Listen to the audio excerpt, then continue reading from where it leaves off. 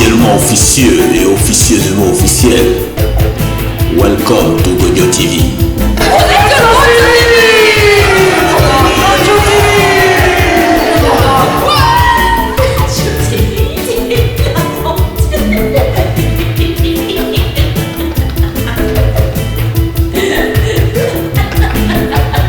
Microphone politique. Qui a dit quoi? Benny. Alors ce livre, c'est Intersection avec un S. Il y a une citation dedans qui est citée de Gilles Châtelet, qui était un grand critique post-68, mai 68 en France, et aussi un grand mathématicien scientifique. Et il disait « Deux droites qui se croisent forment à leur intersection, deux droites qui se croisent, forment à leur intersection un point qui n'existe que par elles. » Et à travers intersection, c'est le premier règle du subjectif humain, indépendamment des cultures cassées par la mondialisation économique. La première règle que j'ai fait à travers la poésie, que j'ai analysée dans la poésie, c'est-à-dire comment deux personnes qui sont dans des synchronisations temporelles et des histoires culturelles différentes, lorsqu'elles se croisent, qu'est-ce qui est pour un poète, qui n'est même pas en discussion poétique avec la personne, c'est-à-dire la personne est éloignée, pour lui rendre hommage, qu'est-ce que c'est comme intersection qui se passe? Alors, je vais vous parler du premier qui inaugure le poème, qui s'appelle « Les yeux d'or ». Les yeux d'or, pour moi, c'était les yeux qui sont capables de comprendre une subjectivité totalement différente de la sienne, indépendamment des monopoles économiques, etc., dans une intersection qui est presque improbable. Et donc je vais vous donner un tout petit extrait de ces yeux d'or, puisque c'est la question de la compréhension, et le virtualisme avait cet objectif de rechercher la compréhension de toutes les cultures, religions, traditions, qui essayent d'être détruites indirectement et conjoncturellement, historiquement, par la crise écologique et les monopoles économiques. Donc je vais vous lire ça. À toutes les solitudes oubliées, à toutes les rencontres sincères, celles qui créent de l'histoire, de l'amour. Il se trouve un amas de monde ce soir, il est sans regard, dans l'hypothèse du retard. Il se fait tard, aucune lumière ne se pose sur mon corps, aucune éclaircie ne se pose sur celui des autres. C'est un océan noyé de monde aujourd'hui, sans regard dans l'hypnose des rythmes, et il se fait tard, sans aucune ombre, aucune présence, aucun signal. Qu'est-ce que vivre dans les ténèbres? Le soleil s'illumine de brûlures, la solitude et le soleil créent des ombres, d'une imperfection qui se marque de scrupules. C'est un flux incessant de monde sans vue, et ce flux somnole percé par les crissements des moteurs, où la ville gronde déserte et sans vue. Je converse avec un sourd ce soir. Il a trop mangé de drames, ses oreilles se sont éteintes, il digère maintenant. Ses yeux se sont brûlés, et des cendres obstruent sa vue. Cet homme porte des caisses de plomb dans son crâne. Ses yeux sont concentrés autre part et se ferment dans l'effort. Et me voici seul, même en présence de cet homme. J'arrêterai là. Bon, vous voyez que là, je parle dans les yeux d'or de la problématique de la compréhension, un moment où tout corps, toute âme, tout esprit, tout amour est pris dans des conjonctures généalogiques, des conjonctures amicales, des conjonctures économiques, aussi bien en tant qu'assisté ou même sans papier migrant, qui créent forcément dans une ville comme celle de Paris, même lorsque l'on sort et que l'on connaît très peu les personnes, contrairement à un village où tout le monde se connaît, et où il y a le propre rythme agricole, leur propre... Et ben on voit les ténèbres, même dans la rencontre avec autrui. Et c'est la première chose que traite Intersection, c'est essayer dans l'ombre et la lumière de comprendre autrui que l'on a rencontré, avec qui on a été amis, dans un milieu punk, donc aussi avec de l'ivresse, donc du dérèglement des sens, qui permettent de comprendre aussi ces ténèbres. Et donc, Intersection est le premier travail de savoir que quand on rencontre quelqu'un, on ne connaît jamais totalement l'histoire de la personne, et même des fois quand on veut avoir un échange avec lui, il peut y avoir un quiproquo qui lui va lui rappeler quelque chose de conflictuel ou de salutaire. Et donc, bien que ce recueil de poésie soit très sombre dans sa poésie, c'est une étude en même temps poétique, mais avec le cœur, puisque la poésie s'écrit souvent avec amour, âme et esprit.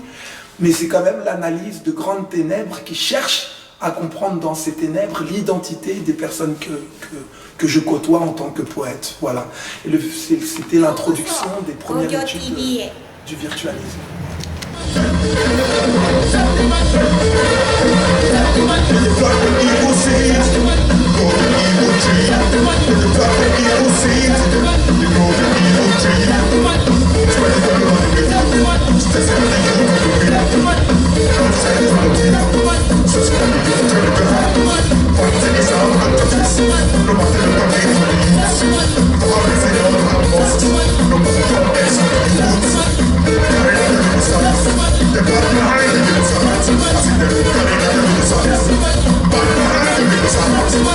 So we respect those lies, we respect their fears. Words of war, and the price of our liberty. Children's deaths, and the reason they find no end. I don't tell them. We go tell them. We're not letting them fight and breathe with the higher consciousness. We go tell them.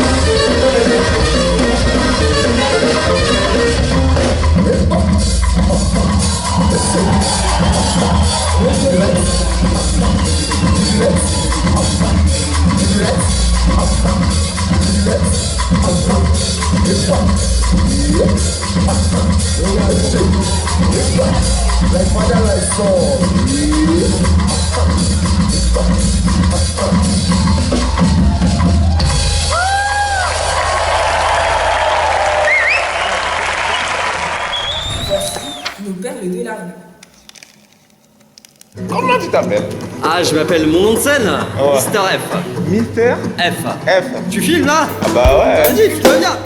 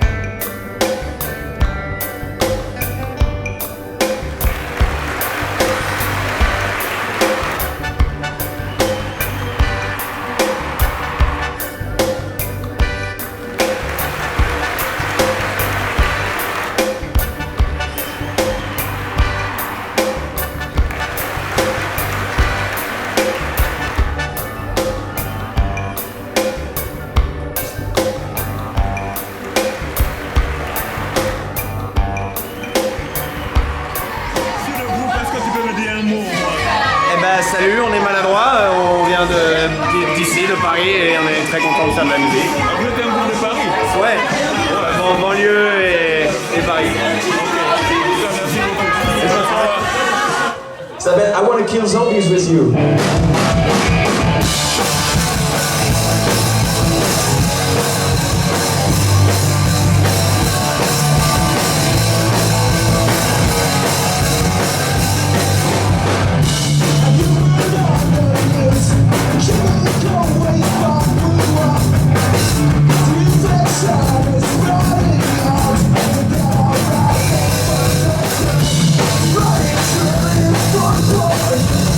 Try to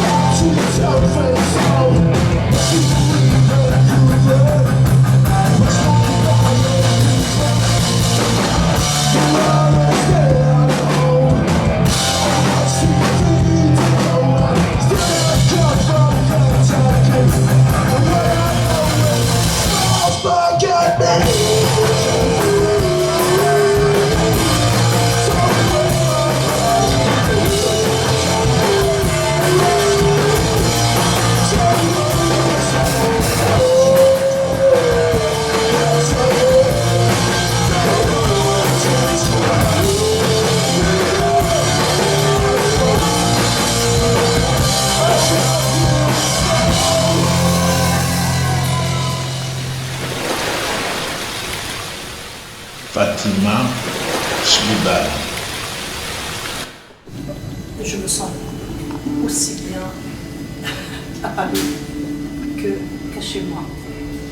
Donc, je suis chez moi, ici, et je suis chez moi, ailleurs. Et c'est pour ça qu'un jour, j'ai écrit ce poème intitulé « Ici comme ailleurs ». Ai-je oublié le merveilleux de l'ailleurs, terre de ma naissance, où reposent mes aïeux, royaume aux 12 siècles d'histoire, aux 12 secrets, aux 1001 parfums et couleurs, où la fureur poétique de la modernité berce la tradition dans des bras pleins de douceur. Ai-je oublié le merveilleux des choses, le jasmin, le musc, le brocart de mes cafetans dorés, les bruits, les odeurs de mon quartier, les émois de ma prime jeunesse et l'authenticité de mon double jeu. Ai-je oublié le merveilleux des autres? Ai-je oublié le merveilleux des êtres, le sourire d'un passant inconnu qui soudain éblouit mes rêves, l'étreinte chaleureuse et hospitalière, ou la magie d'une rencontre fortuite qui m'offre un véritable ami? Non, je n'ai rien oublié. Je n'ai pas oublié le merveilleux des jours, d'autant que le soleil s'est levé au pied de mon lit. Les youyou, les youyou m'accueillirent, étouffant mes premiers cris, égayant à jamais ma destinée et les chemins de ma vie. Non, je n'ai pas oublié. Je n'ai pas oublié le merveilleux des lieux, le parfum des fleurs d'oranger de Montréal, les couleurs de la terre et du ciel de mon pays, les étals des vieilles échoppes, exhalant leurs arômes depuis l'aube. Je n'ai rien oublié. Je n'ai rien oublié. Et je n'ai pas oublié le merveilleux de ce monde, son soleil, sa pluie, sa misère, ses richesses. Ma mémoire boit jusqu'à la lie tous les instants et les souvenirs de l'ailleurs, m'enivrant de joie que je me trouve à Taza ou à Paris.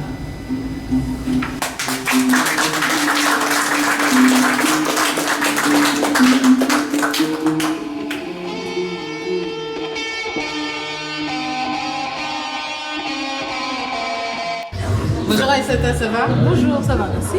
Ouais. Bah écoute, je suis venue sur ton stand, on a vu des choses pas mal sympas, très sympas. Et donc tu te présentes, c'est So and So. Aïssata Kinkara. Donc je représente le concept de So and So, qui est un concept autour de la diversité culturelle africaine. Et le but, c'est de mettre en avant les valeurs éthiques à travers différents produits. Très bien, donc en fait ça fait un petit moment quand même que tu fais ça, hein. Moi il me semble que je t'ai déjà vu même dans les années... Les années, oui. Je veux pas nous vieillir un peu, mais voilà, ça fait une bonne dizaine d'années en fait où j'ai commencé à mettre en avant tout ce qui est prêt-à-porter, bijoux, accessoires, art déco. Et en fait ça a commencé par un concept store, donc commence très très grand, qui était implanté au Forum DL à l'espace créateur. Et le but c'était de mettre en avant différentes filière de distribution, de la création.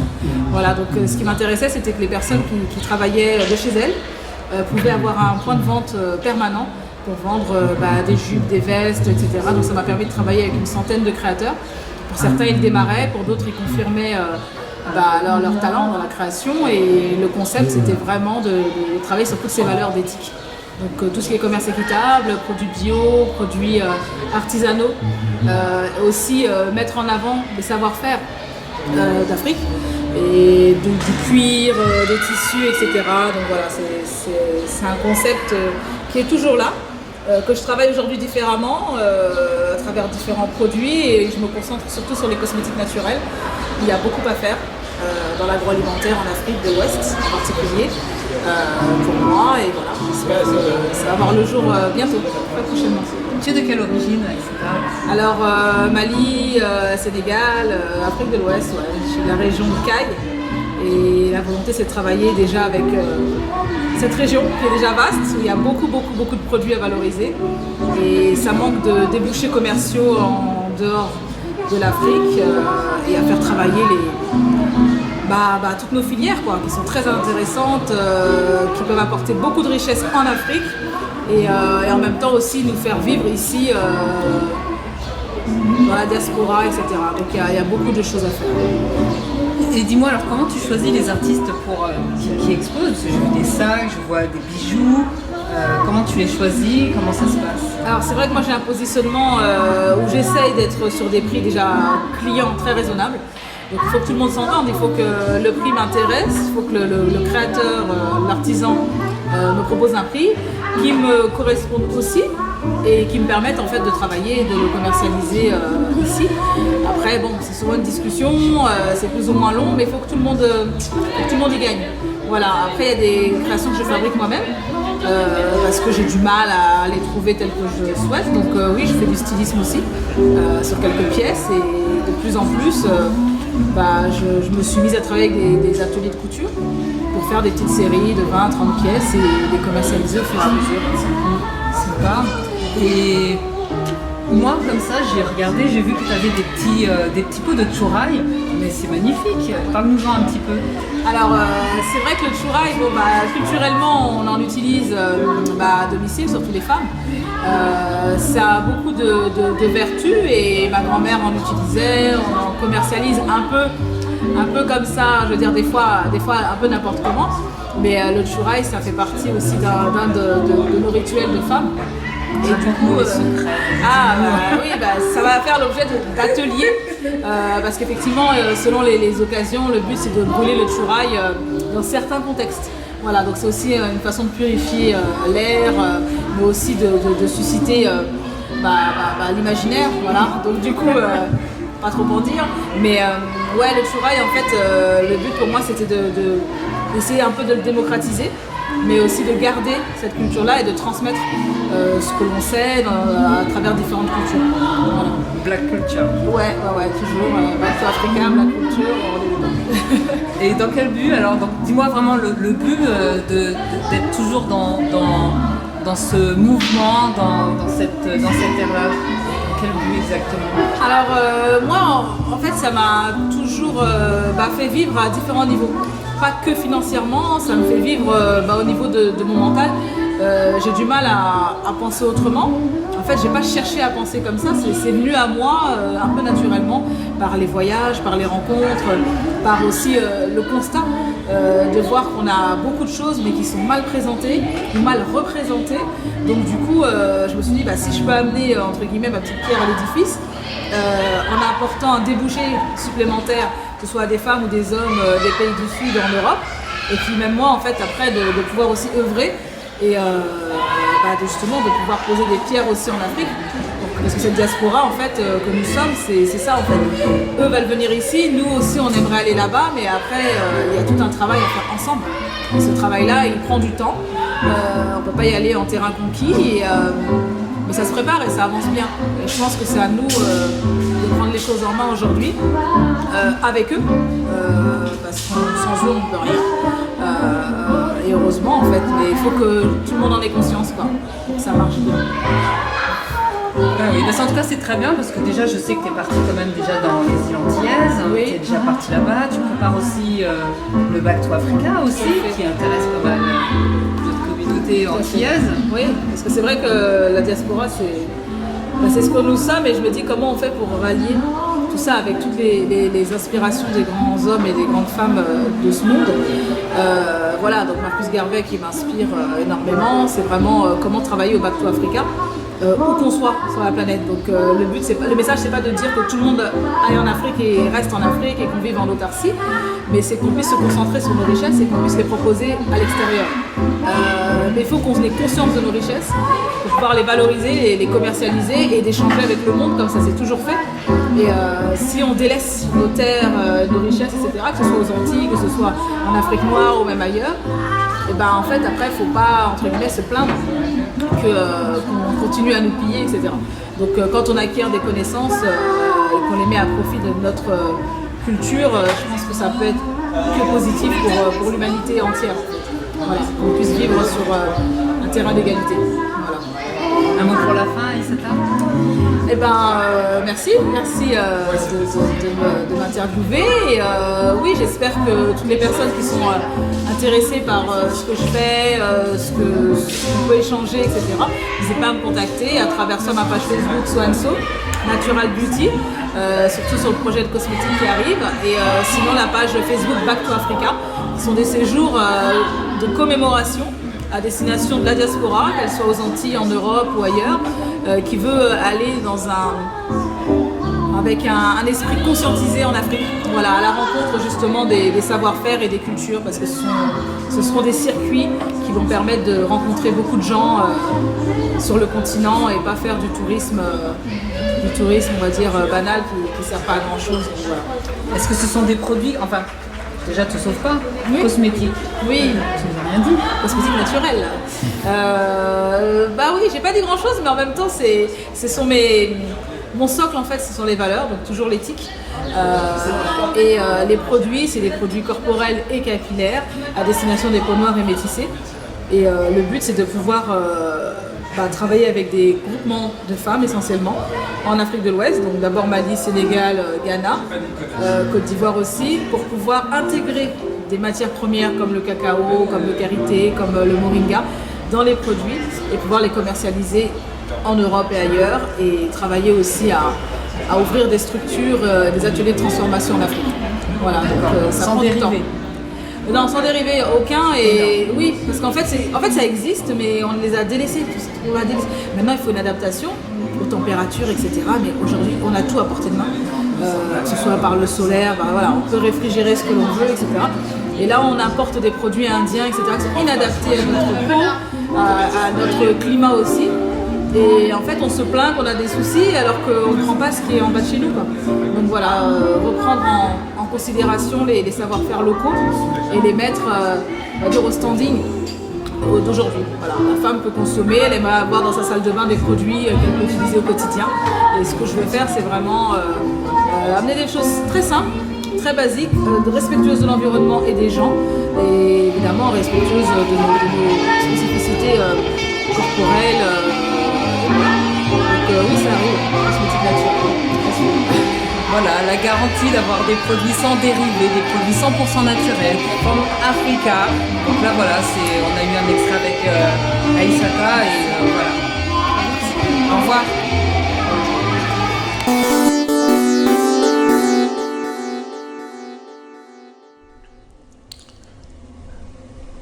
La faille.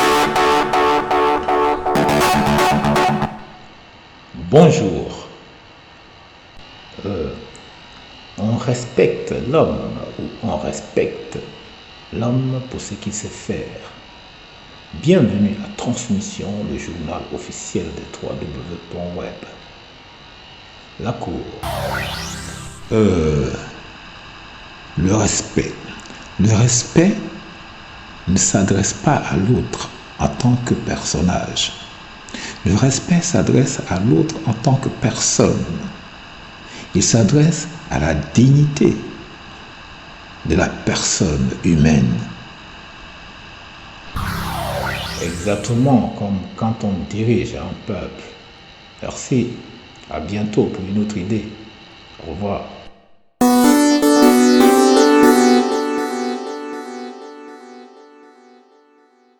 Yes, I. Dadaram says il y a un endroit où j'aime aller, c'est à la maison de reggae.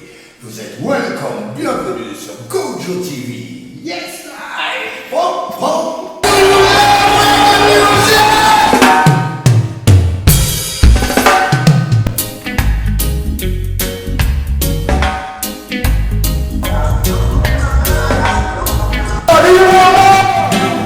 Bonjour, c'est Loana pour notre mini festival reggae.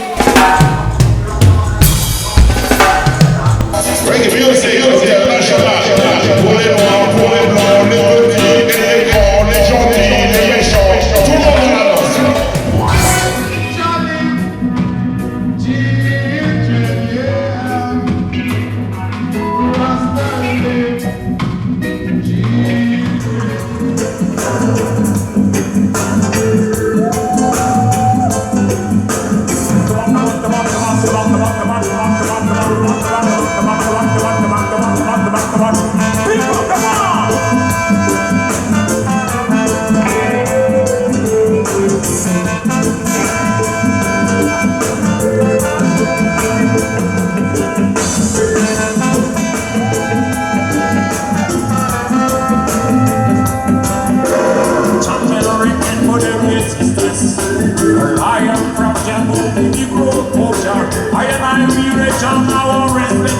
On the tour, I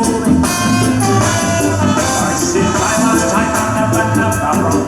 This is freedom time for us to so shut down them slavery mentality in America.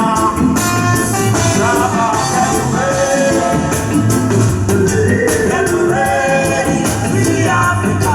Get ready, get ready for your freedom. Get ready. Get ready for Mandela, get ready. Tommy Rick,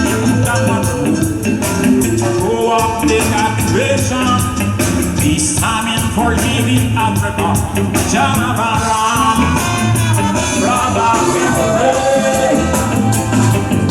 Get ready, free Africa, get ready. Get ready for your freedom. Get ready. Get ready for Mandela. Get ready.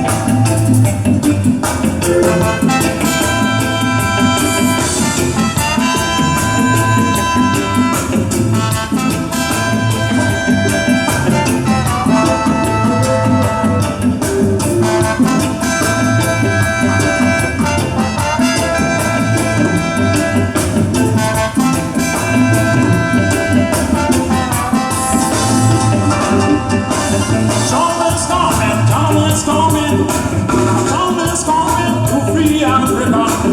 Someone's coming to free Africa. Come, and get ready. Get ready, free Africa. Get ready. Get ready for your freedom. Get ready. Get ready for Mandela. Get ready. Some of them talking about the politics. People create democracy, so they capture every many Caribbean politics. Remember the time of the captivity. They use us, they beat us, and they refuse us. Time is coming to free my people, the dignity. Brother, get ready. Get ready, free Africa. Get ready. Get ready for your freedom. Get ready. Get ready for Mandela. Get ready. Get ready. Mama, get ready. Get ready. Brother, get ready.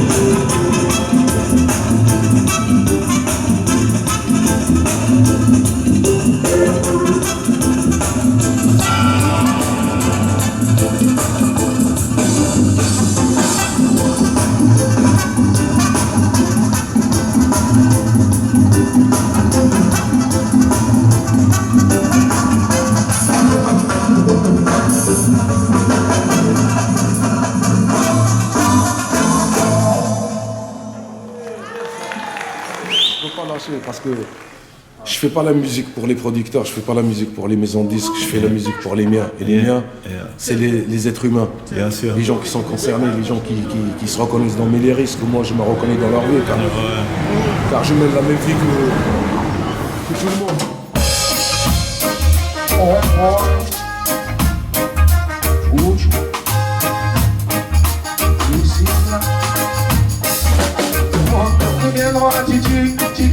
Tu enlèves de vie. Maintenant tu enlèves les violons. Maintenant tu enlèves de vie. Maintenant tu enlèves les violons. Raïs comme toi, je lis le monde autant que toi. Et je ne vois pas aussi tu crées. Au Dieu le monde de nous, il enlève, il dit, c'est aimé, quoi aimer, c'est donner le maximum de moi pour les viser. Et toi tu enlèves de vie. Et toi tu enlèves des violons. Et toi tu enlèves de vie. Tu enlèves des violons.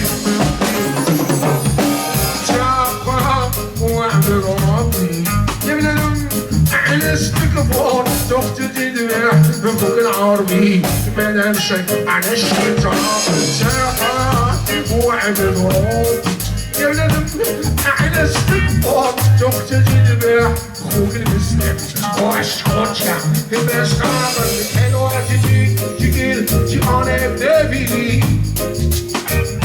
Regarde droit tu enlèves des violons. Regarde droit tu enlèves de vie. Regarde droit tu enlèves des vies.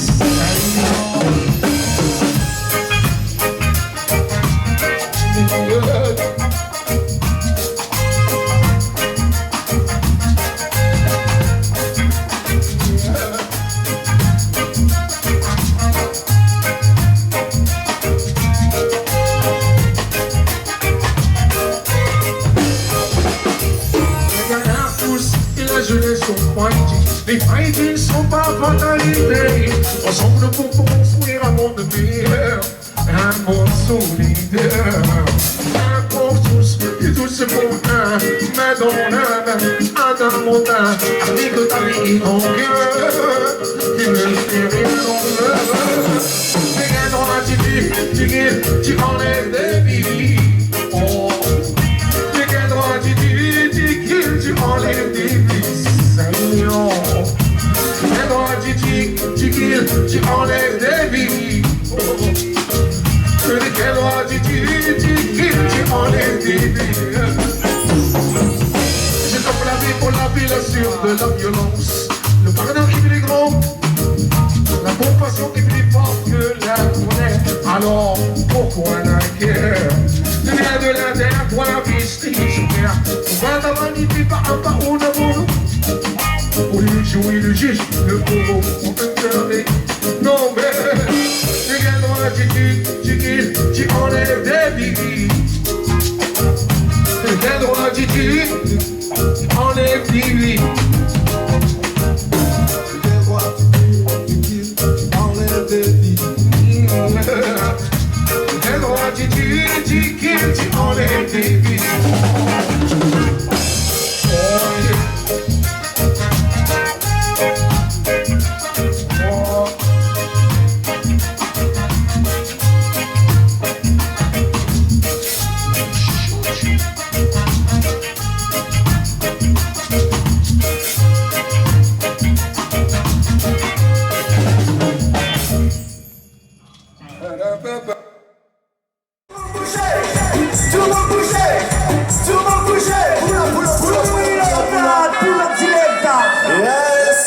Je vois que mon tricot est chaud.